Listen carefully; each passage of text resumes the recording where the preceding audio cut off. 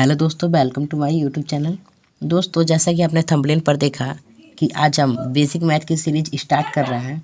तो दोस्तों, हम आपको बता दें कि जिन मेरे भाइयों को बेसिक मैथ में प्रॉब्लम है उनके लिए लेक्चर वरदान साबित होगा। ठीक है दोस्तों, क्योंकि जब तक आपका बेसिक नहीं मजबूत रहेगा तब तक आप आगे चल के उतना परफॉर्मेंस नहीं कर सकते हैं। दोस्तों, अगर किसी पेड़ की जो जड़ होती है वो मजबूत हो तो तना तो अपने आप मजबूत हो जाता है, लेकिन अगर जड़ ही मजबूत ना हो तो तना मजबूत होकर के क्या करेगा, या फिर मजबूत होगा भी तो कैसे, हल्का सा भी हवा लगेगा तो गिर जाएगा। ठीक है दोस्तों, तो दोस्तों इस लेक्चर में हम पहली क्लास है तो थोड़ी संख्याओं के बारे में जानकारी प्राप्त कर लेते हैं।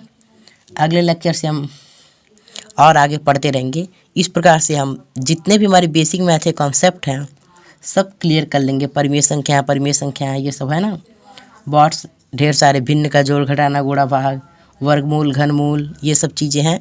इसको हम आगे चल के धीरे धीरे करते रहेंगे। ठीक है, चलिए हम संख्याओं की बात कर लेते हैं। दोस्तों, हमारी जो सबसे पहले संख्याओं का आविष्कार हुआ था वो हुआ था 1, 2, 3, 4, 5, 6, 7, 8, 9। इन सभी संख्याओं को दोस्तों प्राकृतिक संख्याएं कहा गया था। लेकिन जब शून्य का आविष्कार हुआ और जब शून्य यहाँ आ गया तब दोस्तों इन सभी संख्याओं को पूर्ण संख्याएं कहा गया। क्यों? क्योंकि शून्य की सहायता से हम बड़े से बड़े संख्या को लिख सकते हैं और शून्य की सहायता से हम छोटे से छोटे संख्या को लिख सकते हैं। दोस्तों, शून्य का अपना कोई मान नहीं होता है, लेकिन अगर शून्य किसी संख्या के दाहिनी तरफ लग जाता है तो उसका मान 10 गुना बढ़ा देता है।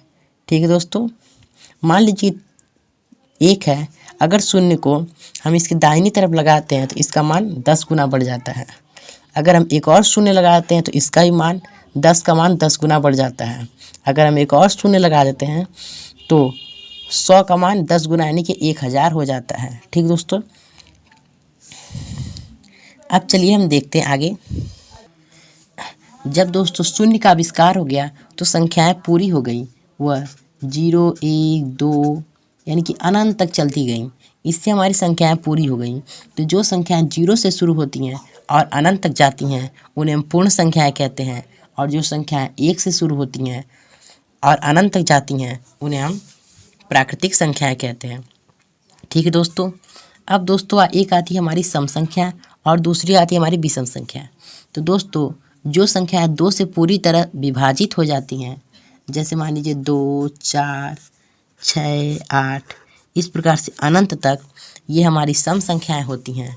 और जो संख्याएं 2 से पूरी तरह विभाजित नहीं होती हैं, जैसे 1, 3, 5, 7, 9, ये सभी संख्याएं विषम संख्याएं कहलाती हैं। ठीक है दोस्तों, उम्मीद करता हूँ आपको समझ में आ रहा होगा। दोस्तों, अभी हमें संख्याओं के बारे में बहुत कुछ जानना है। ठीक है, परिमेय संख्याएं, अपरिमेय संख्याएं, ये भी सब पढ़ना है, हम आगे के लेक्चर में देखेंगे, क्योंकि दोस्तों ये बहुत ही इम्पोर्टेंट टॉपिक है। ठीक, देखिए दोस्तों, जब दोस्तों जो माइनस की संख्याएं होती हैं और जो प्लस की संख्याएं होती हैं और 0, इन सभी संख्याओं से मिलकर के पूर्णांक बनता है। ठीक है, मान लीजिए ये 0, ये -1, -2, -3, -4 और इधर 1, 2, 3, 4, ये अनंत तक जाती हैं और इधर अनंत तक जाती हैं।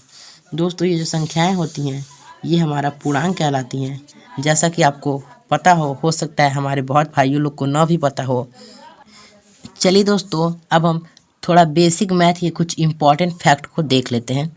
ठीक है दोस्तों, यदि किसी संख्या में शून्य से गुणा किया जाए या शून्य में किसी संख्या का गुणा किया जाए तो जो हमारा गुणनफल होता है हमेशा शून्य प्राप्त होता है। जैसे मान लीजिए हम 5 का गुणा करते हैं शून्य में तो भी हमें शून्य प्राप्त होगा, और अगर हम 4 का गुणा करते हैं शून्य में तो भी हमें शून्य प्राप्त होगा। यदि हम इस प्रकार से लिखें, शून्य का गुणा करते हैं 5 में तो भी हमें शून्य प्राप्त होगा। ठीक है दोस्तों, इस प्रकार से किसी भी संख्या का में अगर आप शून्य का गुणा करते हैं या फिर शून्य का गुणा किसी संख्या में करते हैं तो हमेशा जो गुणनफल होता है वो शून्य प्राप्त होता है। दोस्तों अगर शून्य में किसी संख्या से भाग दिया जाए तो भागफल शून्य प्राप्त होता है। मान लीजिए शून्य है, अगर हम शून्य में 6 से भाग देते हैं तो हमें भागफल शून्य प्राप्त होगा। ठीक है दोस्तों। और यदि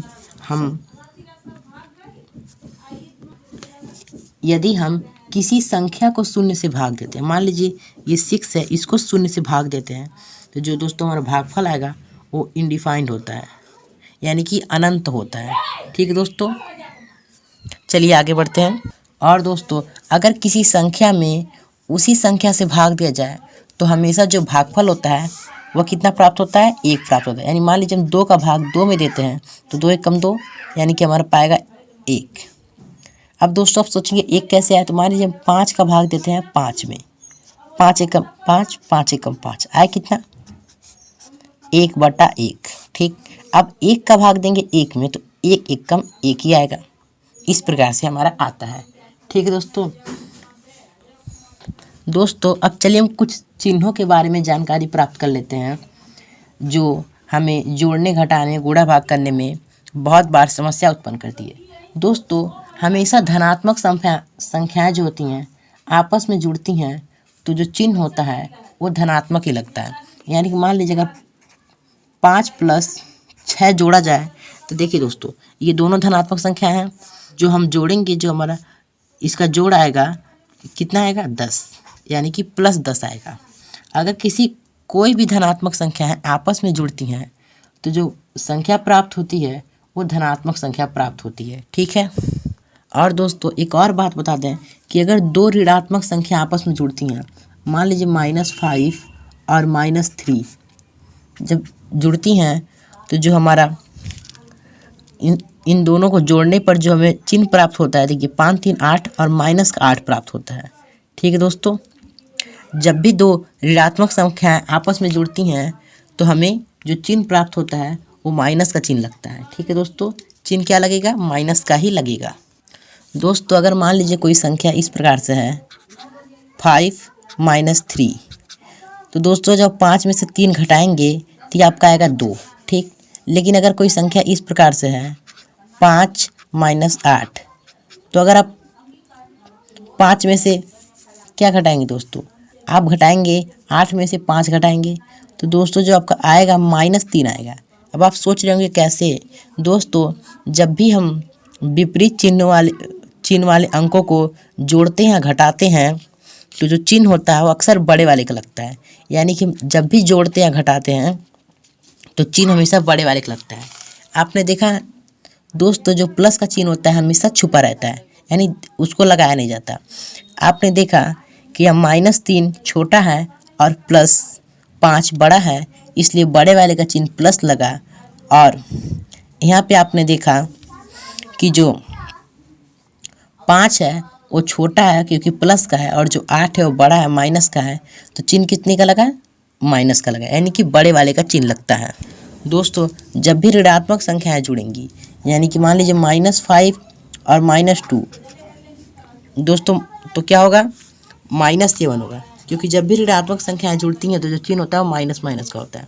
अब दोस्तों आपको एक कॉन्सेप्ट समझा देते हैं कि आपको कोई समस्या ना हो। देखिए दोस्तों, अगर मान लीजिए प्लस की संख्या है, मानिए संख्या का चिन्ह क्या है? प्लस है, और इधर भी प्लस है। जब प्लस की संख्याएं जुड़ती हैं तो जुड़ने पे जो हमें संख्या प्राप्त होती है हमें प्लस प्राप्त होगा। यदि माइनस की संख्या है, माइनस जुड़ता है, तो जो हमें संख्या प्राप्त होगी वो माइनस प्राप्त होगी। और दोस्तों यदि प्लस की संख्या और माइनस की संख्या जुड़ती है, प्लस की संख्या और माइनस की संख्या जुड़ती है, या माइनस की संख्या और प्लस की संख्या जुड़ती है, तो जो हमें चिन्ह प्राप्त होता है वो अक्सर बड़ी वाली संख्या का चिन्ह हम लगाते हैं। ठीक है दोस्तों, उम्मीद करता हूँ आपको समझ आ रहा होगा। ठीक है, अब चलिए हम देखते हैं कि गुणा में ये रूल क्या कहता है। प्लस माइनस का जो रूल है वो हम गुणा में कैसे लगाएंगे।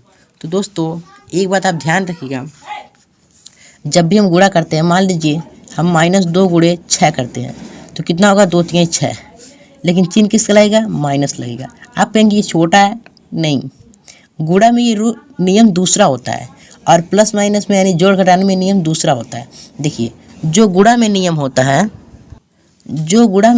है ना, वो इस प्रकार से होता है। अगर माइनस का गुणा माइनस में होता है तो हमारा चिन्ह आता है प्लस।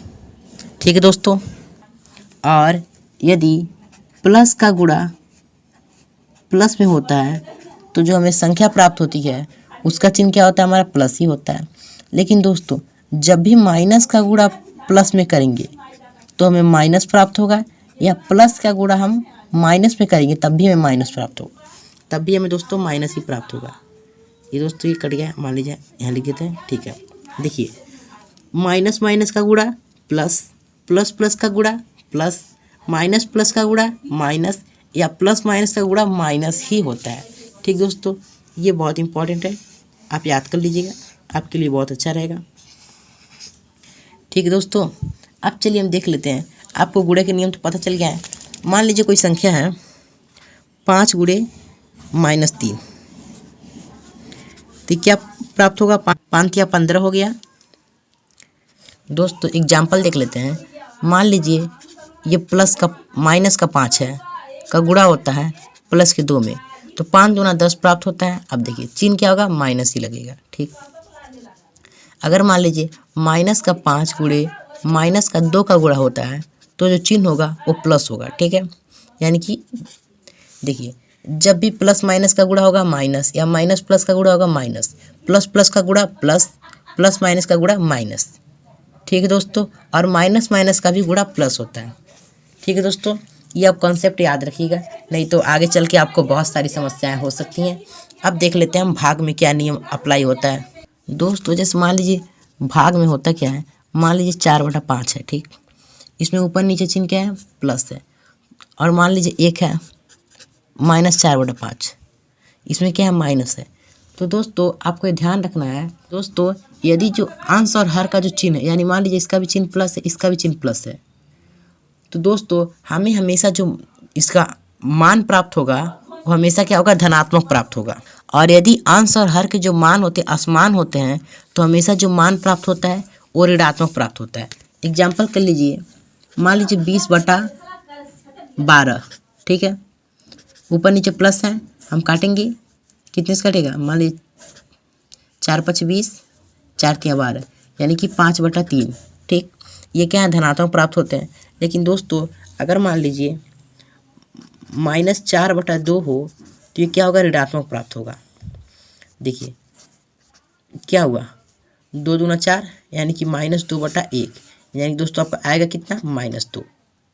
कभी आप लोग कन्फ्यूज जाते हैं, जैसे मान लीजिए A/B दिया है, मान लीजिए दोनों कोई संख्या हो, मान लीजिए चिन्ह ऐसे हो, ऊपर माइनस हो, ये भी, या फिर 1/-B हो, या -A/B हो, इन सब का जो दोस्तों मान होगा वो सेम होगा। ठीक है, ये आप लोगों को कंफ्यूज करने के लिए इस प्रकार से दिया जाता है। ठीक है, अगर मान लीजिए हम यहाँ पे रख लेते हैं -2/2, तब भी दोस्तों इसका मान -1 आएगा। अगर हम यहाँ पे ऐसे रख लेते हैं 2/-2, तब भी, और अगर हम इस प्रकार से लिख लेते हैं 2/-2, तब भी इसका मान जो है दोस्तों -1 ही आएगा।